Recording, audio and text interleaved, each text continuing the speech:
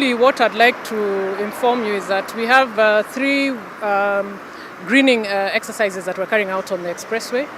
There are sections where we have grassing and flowers that are being planted on the ground. We have other sections where we have tree planting. That is in areas where there is proper areas to actually plant the trees. And we also have what we have, as you can see before you, the anchoring of plants onto the structural members, what we call columns or piers. The reason this came about is that we felt that the character of engineering structures sometimes does not create a peaceful environment for people to travel through. It is important that we try and blend our infrastructure with the environment, and we thought that this was a very conducive area to try and introduce a new technology, a novel way of doing things in terms of structure of building structures. And we thought it would be good to cover the columns with the plants. That also gives a soft aspect or soft architecture experience of the structure itself. Or it would look like something organic, something that actually grew out of the ground. I think they'll be very beautiful. As you can see behind me, it's already started taking shape. So it's just to give that pleasant feeling as people are approaching, people are moving through the section. It also gives like a mood of peace and serenity as you're passing through this section. It's just to make them look green and make them like part and parcel of the environment which we find ourselves in. As you know, it's important to ensure that trees are retained because of the contribution they have in terms of the climate change that we're experiencing. These will add an effect of, they create a carbon sink in which they'll be able to absorb any carbon that is being generated by the vehicles that are passing through the route.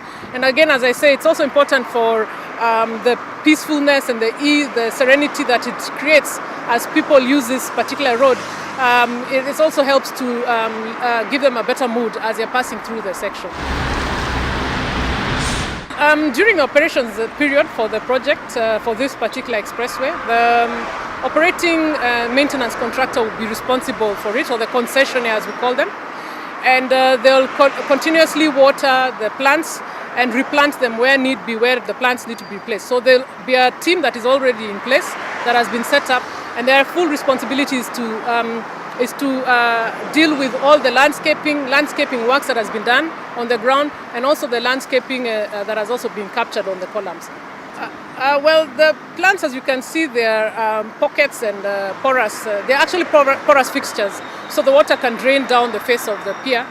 As for the actual drainage of the road, this particular project is plugged into the existing system that is on Mombasa Road, and it will be feeding into that drainage system, which is currently under review and upgrading by KeNHA.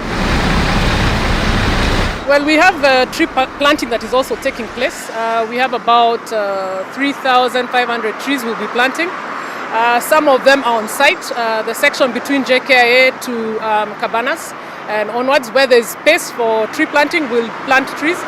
But we also have a discussion that's ongoing between the project company Moja Expressway, KeNHA ourselves, and also NEMA, that is looking into an off-site location where we can also do an additional number of trees, such as probably a forested area or a game reserve. So we have those 2 other options that we're considering for landscaping.